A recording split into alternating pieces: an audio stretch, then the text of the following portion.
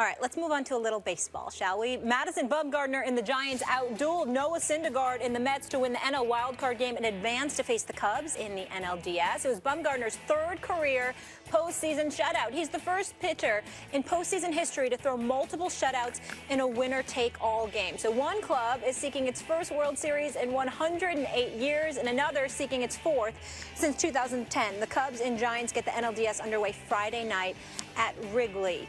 Max, how worried should Cubs fans be about the Giants? Really worried. And Theo Epstein's done a great job in Chicago, like did a great job in Boston. Once upon a time, I thought that he was that they hired Bill James in Boston, and that's the reason they suddenly were different than everybody else. I predicted at the time that they would win 3 of the next 10 World Series, and I got it right on the 10th year on Around the Horn originally when they hired Bill James, and in fact didn't give Theo Epstein enough credit. He's done, obviously, he's a brilliant head of baseball. Yes, he is. However, and they are young and athletic where they need to be, and they have hard-throwing, strikeout pitchers, and they even acquired Aroldis Chapman to shore up that bullpen. All that's great, but here's the thing about the San Francisco Giants and Brian Sabean, who, by the way, was the head of Yankees scouting when they got Bernie Williams and Derek Jeter and Andy Pettitte and Jorge Posada and all those core guys, and then went to the Giants and has done a tremendous job over there.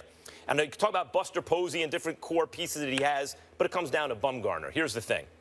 Bumgarner has joined Curt Schilling, El Duque, Fernando Valenzuela, and a couple others as, you know, like, say, the last 35 years, a different kind of postseason pitcher. This is not a guy like a Jack Morris or an Andy Pettitte who just remains his normal, excellent self in the postseason, sometimes does well, sometimes not as well. This is a guy who, like the first group of guys I mentioned, as good as he is in the regular season, seems to consistently get better in the playoffs. Now, why is that significant? You say, well, he just pitched. He's going to miss some starts here. Cueto's going to start, who had a great bounce-back year with San Francisco, obviously a threat to beat whoever he's matched up against. Samardzija, who they picked up, not exactly off the scrap heap, but they gave him a $90 million contract when it looked like maybe he was on the downside of his career a little bit, maybe past his peak. His fastball is sitting in the mid-90s. That's really important in the postseason. You want hard throwers who miss bats. So they have a chance. They're going to be in those first 2 games. Then you get Bumgarner because you have travel days and a best-of-5 series. Remember, best-of-7, you're more likely to get a result of the better team winning. Best-of-5, less likely to get the better team necessarily winning. This is the nature of baseball. Smaller sample sizes, you have what's called greater deviation from the mean, from what you would expect to happen. So Bumgarner pitches game 3. Then you have Cueto and Samardzija again.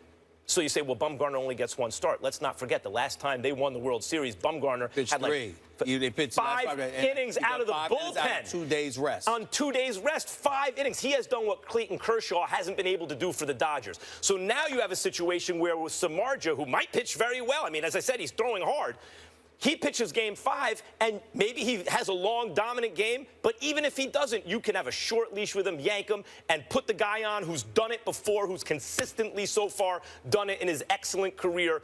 The Cubs have their work cut out for them, and Cubs fans should absolutely be nervous here. They should be nervous, but at the same time, this is big time. They won 103 games.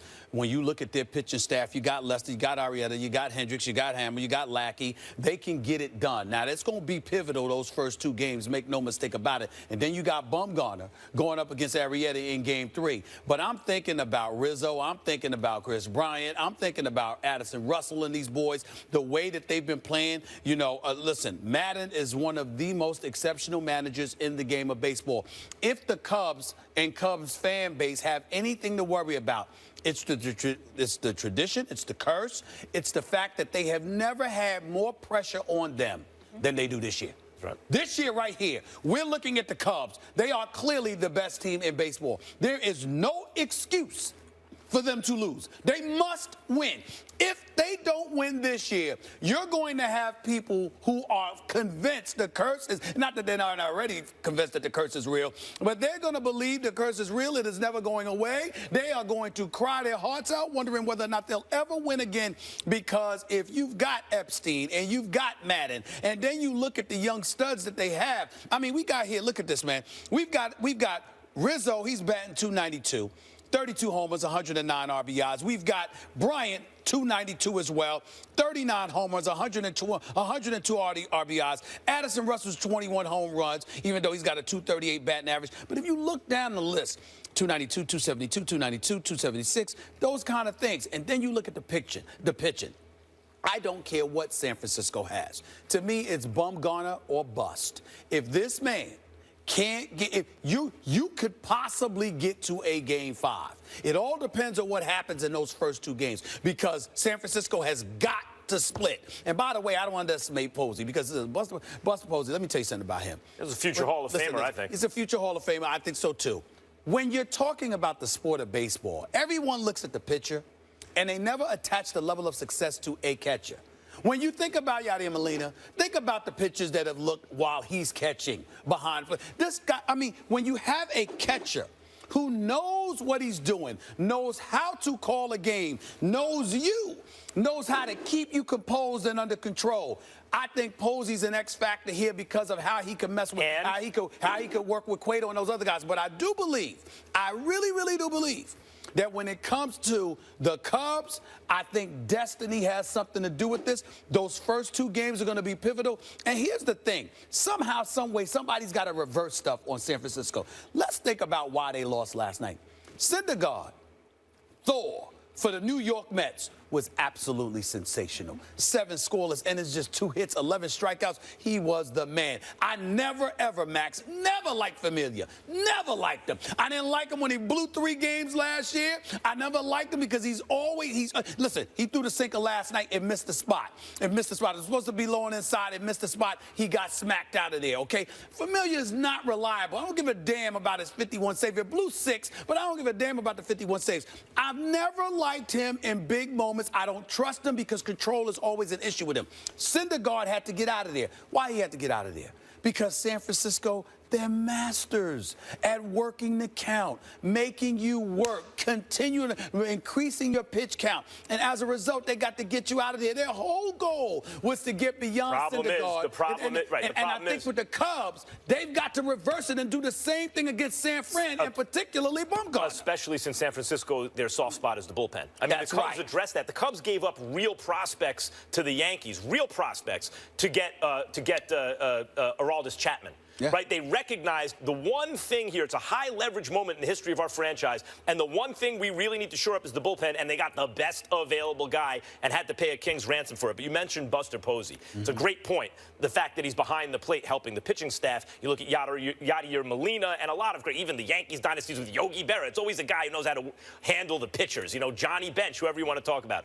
But like a lot of those guys, Molina later in his career, Buster Posey hits in the middle of the lineup. And when you got a guy who can hit and play a defensive position, that's an enormous strategic advantage. Because it's hard to find guys who play catcher, shortstop, second base, center field, who can hit like Buster Posey. That's a tremendous advantage. But you mentioned the Cubs offense. What you find in the postseason, what the sabermetricians have found, and the guys who crunch the numbers have found, that's right. Okay. What they have found is the same thing. They've corroborated conventional wisdom about the postseason. You know how everyone's always said, well, pitching and defense wins in the postseason. I was always thinking, well, what's the difference between if hitting also wins in the regular season, why wouldn't it win in the postseason too? But actually they found that that's true. What wins in the postseason is defense and pitchers who miss no question. So when you talk about the RB, the guys, the productive middle of the order bats playing first base and third base, that is unlikely to be where this series is decided. The sabermetrics and all of these guys notwithstanding. Scouts say the same stuff. Oh, no, I'm not poo-pooing it, especially with baseball, because I understand it's more applicable with baseball than it is with any other sport. What I'm saying to you is, let's not forget the human element here. Pressure matters. Pressure matters. And there has never been a Cubs franchise under more pressure than this one this year.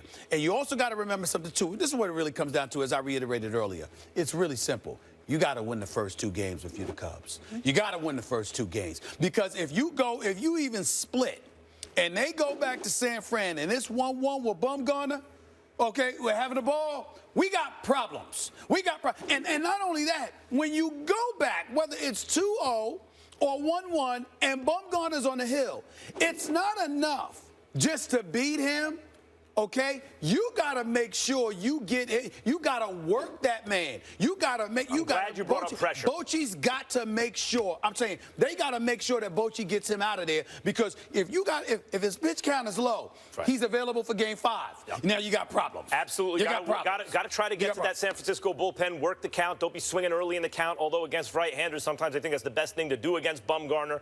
But you got to try to work the count. I'm glad you brought up pressure, because part of what Theo Epstein's been very good at is not simply assembling a team. And sabermetrics, by the way, doesn't just mean crunching numbers. It means a rational approach to baseball analysis. We know. You incorporate scouts. You Professor incorporate all Kellerman, that we stuff. know that. Go ahead. I'm not sure you do. I do know. Okay, well, I'm glad. do know. Then I'm explaining it to the audience. Bores me. So I don't want to bore audience with Molly, I know sabermetrics. saber-tooth Molly, tigers. sabermetrics is also, you incorporate scouting, you incorporate rational analysis, and Theo Epstein has done a great job of that. He did it with the Red Sox. Maybe he's done it with the Cubs. We'll see. But getting the kinds of guys who perform under pressure, you know, there's a whole debate going on about whether clutch hitting is a myth or not, and that debate goes on. But clutch pitching exists. There's evidence. Mariano Rivera, I mentioned Curt Schilling. And when Theo Epstein took over the Red Sox, Curt Schilling's personality and leading that staff and the consistent ability to elevate under pressure is probably the #1 reason they were able to win in 04. The question is, who on this Cubs staff is that guy in a short series? Last point, you missed this. The Cubs are the ones feeling the pressure. What you just pointed out, San Francisco has no pressure. Yeah. Not just because they've won 3 world championships in 5 years, but because they're used to this. This doesn't faze them. But the Red Sox were in the same position the Cubs are now. They hadn't won forever. Time out. Yeah, I understand that. But that doesn't mean these Cubs, because remember, these Cubs were in the postseason last year and folded against the Mets. So they have Same thing with the Red Sox in 04. They folded against the Yankees in 03. I'm saying they've yet to prove it, Max. San Francisco has proven. Just like the Yankees had. That's what I'm saying. They've yet to prove it. The Cubs haven't gotten over the hump the way the Red Sox did, because they didn't have a Curt Schilling. Yes. Who is Curt Schilling on the Cubs? Thank you for explaining the sabermetrics. Appreciate that. Who's Bumgarner on the Cubs? I want to see the Cubbies get it done for Sweet Home Chicago. That's right. Don't have it. I'm saying someone has to emerge. Arguing with me about agreeing the with him. association, Go your ahead. sweet spot. The man needs Up help. next. First Take is presented by Bass Pro Shops.